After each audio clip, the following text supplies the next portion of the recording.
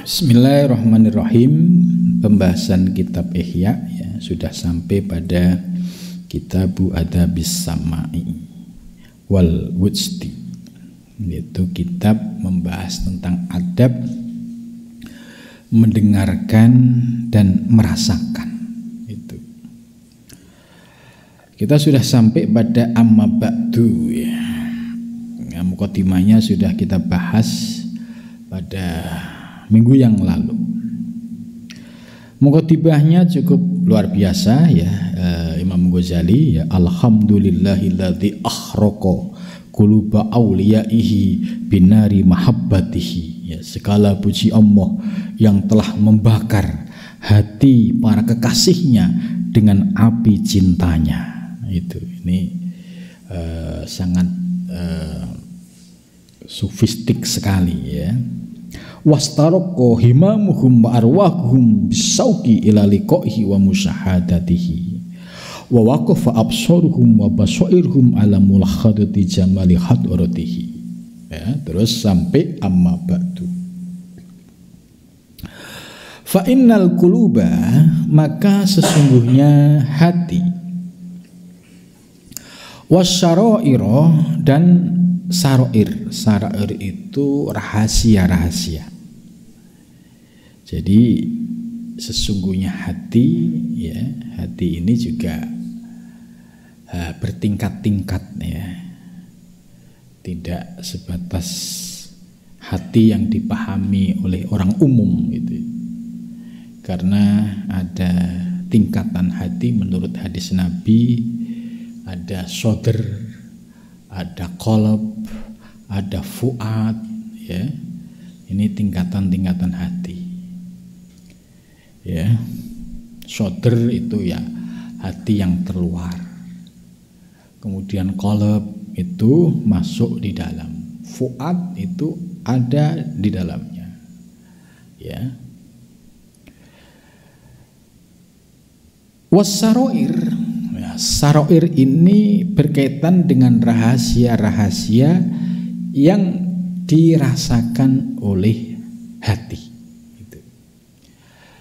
Para salik, orang-orang yang menuju Allah, karena dalam proses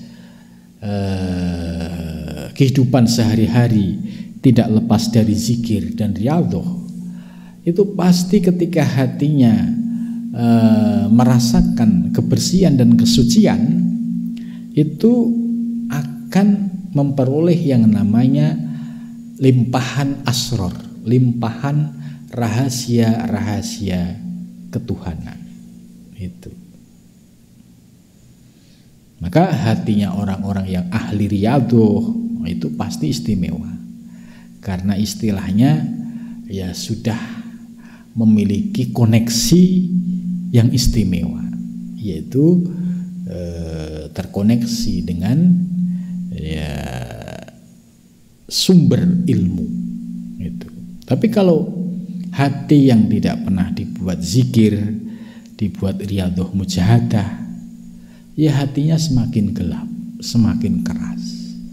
Ya tidak mungkin bisa merasakan kenikmatan sir-sir atau rahasia-rahasia ketuhanan.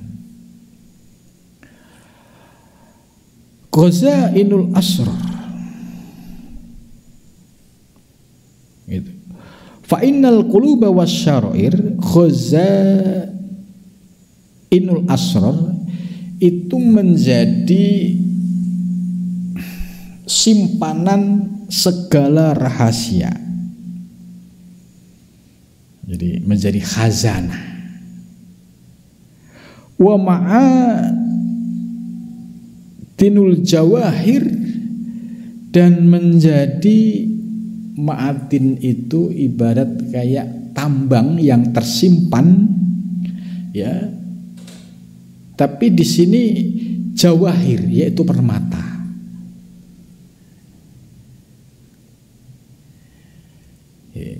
Mukadimahnya baru 2 kalimat 3 kalimat saja ya, ini kalimatnya cukup dahsyat ya. Amma ba'du fa innal quluba, ya sesungguhnya hati. Tadi hati ternyata bertingkat-tingkat ya. ada sodr, ada qalb, ada fuad, ada lub, ada sir, ada ana gitu. Ini para sufi memiliki kedalaman makna seperti itu.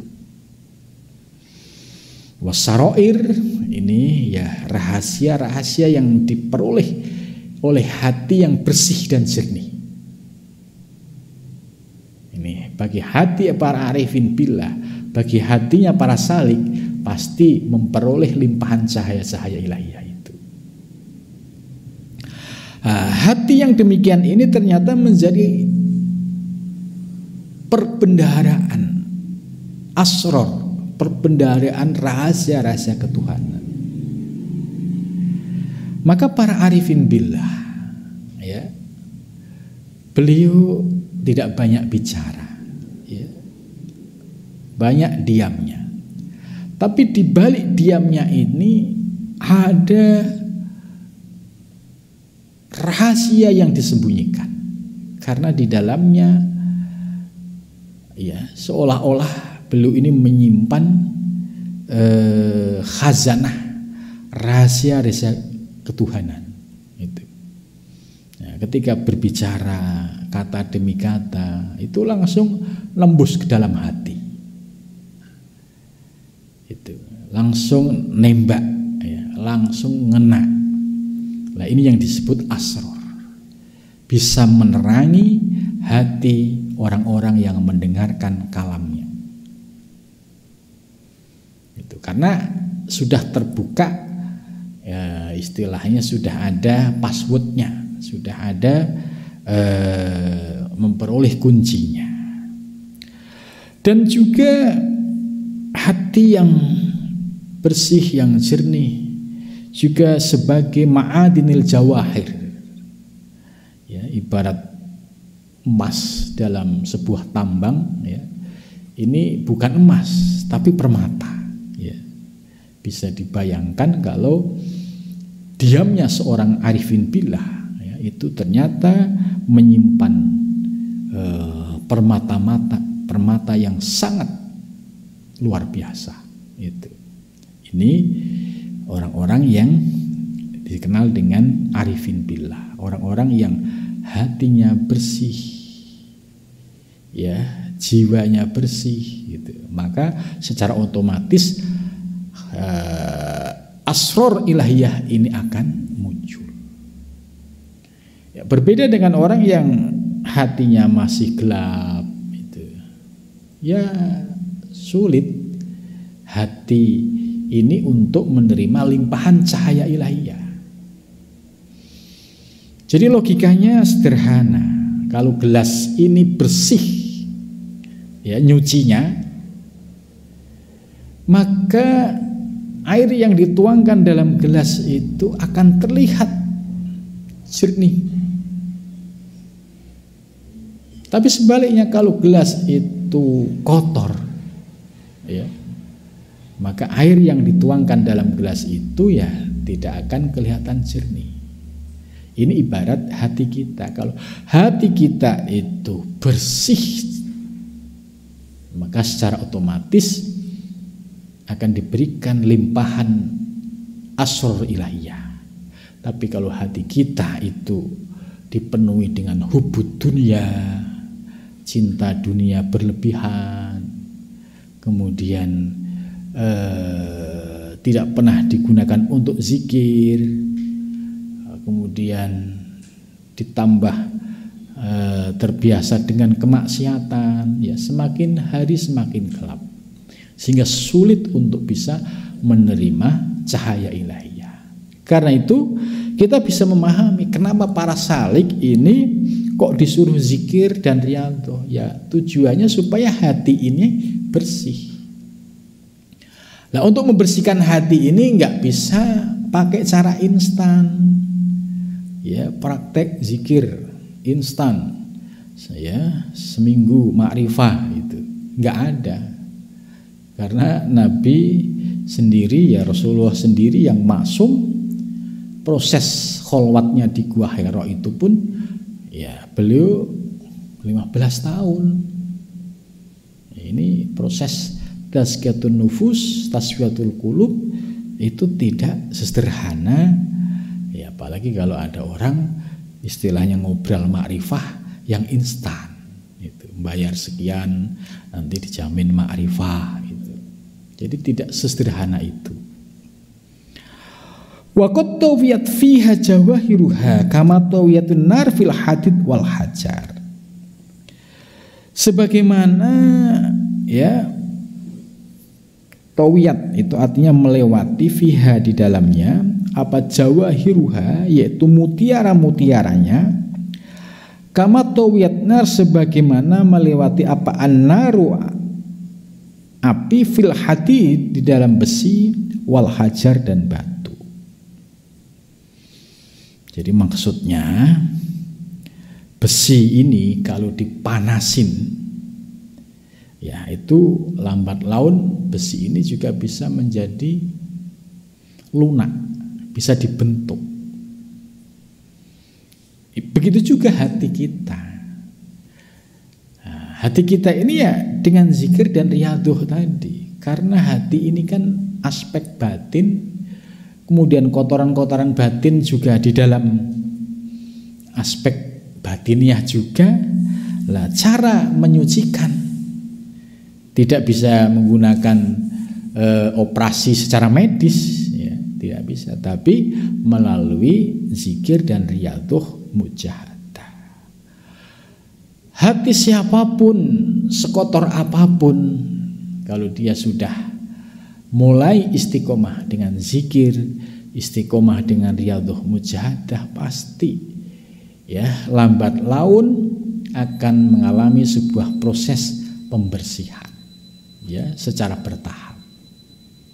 Itu. Jadi jangan berkecil hati, kok hati saya nggak bersih-bersih gitu ya.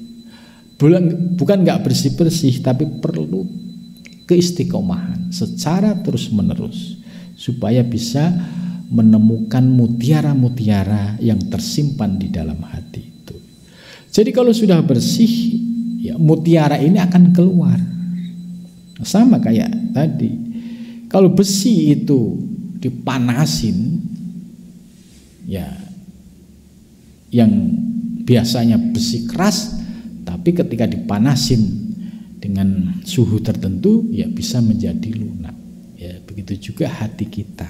Sekeras apapun kalau diistiqomahkan dengan zikir, istilahnya dipakani dengan zikir, dengan riyadhah, pasti lambat laun juga akan bisa menjadi lunak itu. Kama akhfal ma sebagaimana tersembunyi apa al-ma'u air tahta turab di bawah debu wal madari dan lempung. Ini maksudnya seperti air ya, air ini kalau kita pernah ke sawah ya, lihat kondisi sawah yang tanahnya itu tanah liat dan lempung itu. Ya, di situ kan pasti campur antara air dan lempung itu.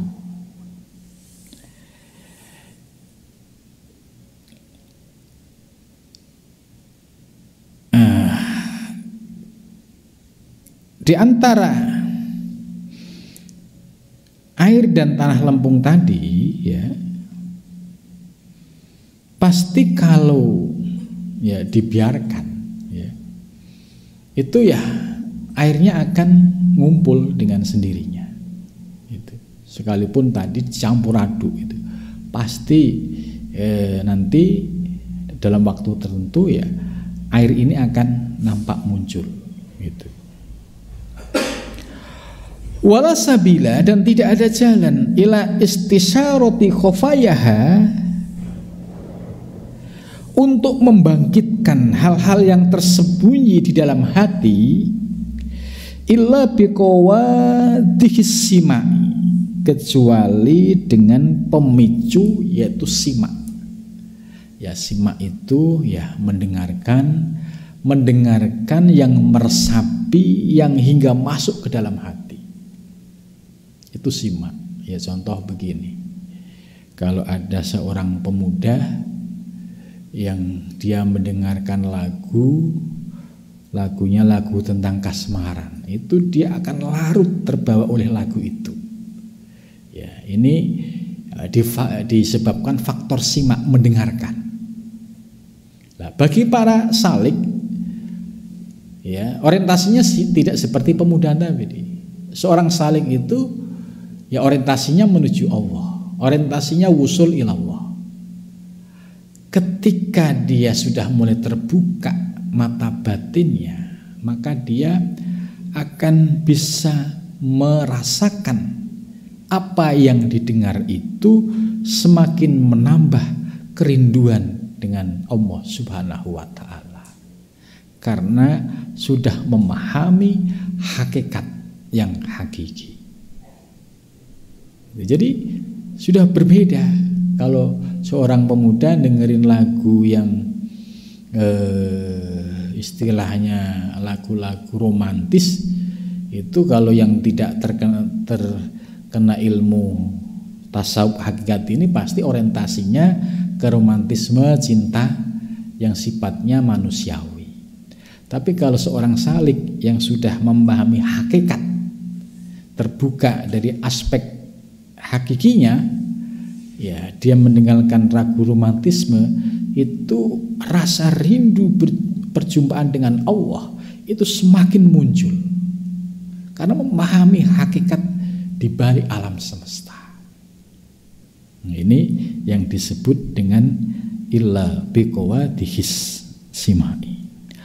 Wala munfidah, dan tidak ada celah ilal qulub kepada hati illa min tahlizil asma'i, kecuali dengan ya istilahnya membuka ruang depan istilah dari asma. Asma itu mendengarkan. Jadi maksudnya tidak ada cara lain untuk membangkitkan supaya hati kita itu kesemsem, supaya hati itu kita tambah rindu. Ya salah satu caranya yaitu ya tadi mengaktifkan pendengaran kita, ya pendengaran yang terkoneksi dengan mengingat Allah itu, sehingga apa yang didengar itu dikembalikan kepada Allah, bukan pendengaran yang sifatnya manusiawi gitu.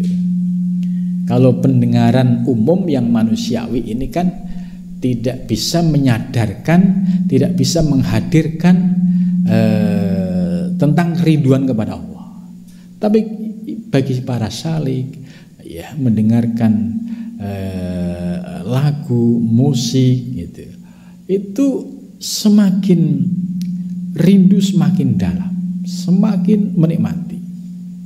Contohnya sederhana begini, kita sering melihat orang melakukan tarian sufi, ya itu ala Turki itu Jalaluddin Ar-Rumi, ya itu sebagai tokoh sentralnya. Beliau punya metode yaitu tarian sufi tadi. Nah, di balik tarian sufi ternyata memiliki nilai-nilai ilmu ketuhanan yang luar biasa. Ya, mulai dari simbol pakaian yang dipakai, ya itu sudah menunjukkan simbol-simbol kematian ya seorang hamba yang merindukan berjumpa dengan Allah. Itu kalau di Turki itu kan pakai pecinya itu yang agak tinggi. Itu sebagai simbol tentang istilahnya patok, ya patoknya orang meninggal itu kan selalu dikasih tetenger, dikasih patok kalau di Jawa itu namanya. Nah, kemudian pakai pakaian putih, ya simbol dari kain kafan. Kemudian tangannya yang satu ke atas dengan simbol ya tauhid, kemudian berputar-putar. Itu dari mulai proses awal sampai akhir itu ada makna pada sampai tahapan la maujuda ilallah gitu. Jadi dia menikmati keliling ya, pasti ada kaifiatnya itu. Nah, sampai pada puncaknya lah la maujuda ilallah, tidak ada yang maujud gitu. Akhirnya dari proses itu terjadilah fana, hilang kesadaran. Namun ya tidak berhenti di fana, ya harus sampai pada tahapan bako. Bako itu ya kesadaran yang sudah normal, kemudian di dalam hatinya selalu ingat kepada Allah. Itu dibalik simbol tarian sufi. Jadi bukan sebatas dia itu menari biasa, tapi ada proses secara keilmuan ya, tentu ini ada kaifiatnya ya. Bagi orang yang sudah paham ya bisa menikmati. Tapi kalau yang nggak paham pasti puyeng gitu, karena nggak ngerti ilmunya. Terus selain itu juga ada tambahan musik ya, irama musik. Nah, musik ini semakin tambah kesemsem ya, tambah rindu, tambah mesra itu. Kan semakin indah, semakin asik. Itu. Maka menurut Imam Ghazali, wala munfida ilal qulub illa min tahalizil asma. Fannagomatu, maka bermula irama musik al-mauzunatu yang dibuat timbangan, al-mustaldatu yang nikmat, yang memiliki rasa nikmat gitu. Tahruju, keluar ma sesuatu fiha di dalamnya. Jadi maka jangan mudah suudzon kalau ada seorang yang memiliki ilmu sufi kemudian suka musik ya.